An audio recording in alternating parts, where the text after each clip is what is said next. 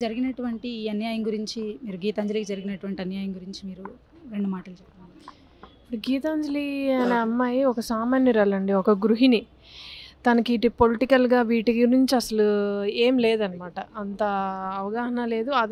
ఇళ్ల పట్టా పొందాను అన్న ఆనందాన్ని తను అలా వ్యక్తం చేసిందనమాట. దాన్ని టీడీపీ వాళ్ళు, జనసేన వాళ్ళు వీళ్ళు భయంకరంగా ట్రోల్ చేయటం బట్టి తను చాలా సెన్సిటివ్ అని తెలిసింది. ఇక్కడికొచ్చాకే తెలిసిందనమాట. వాళ్ళ హస్బెండ్, రిలేటివ్స్ చెప్పిన మాటలను బట్టి తను చాలా చైల్డిష్ మెంటాలిటీ అనమాట.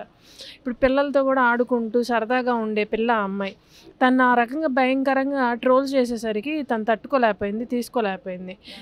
తెల్లవారుజామున 3 గంటలప్పుడు కూడా తను ఫోన్ చూస్తూ ఉండేదంట గత 2, 3 రోజుల నుంచి. ఏంటి అని అంటే ఇంటర్వ్యూకి వెళ్తున్నాను, దాని గురించి ప్రిపేర్ అవుతున్నాను అని చెప్పేదంట వాళ్ళ హస్బెండ్కి. వాళ్ళు చేసే ట్రోలింగ్స్ ఎలా ఉంటాయంటే ఒక మగవాడు కూడా చదవలేనంత ఘోరంగా ఉంటాయి అన్నమాట. దీన్ని మేము భయంకరంగా ఖండిస్తున్నాము. ఎందుకంటే వీళ్ళకి ఒకడికి గట్టిగా శిక్ష పడితేనే ఇంకొకటి పెట్టకుండా ఉంటాడు. దీన్ని మాత్రం జగన్మోహన్ రెడ్డి గారు కానీ, మా పార్టీ కానీ సీరియస్గానే తీసుకుంటుంది. భార్గవ్ గారితో కూడా డిస్కషన్ చేశాము.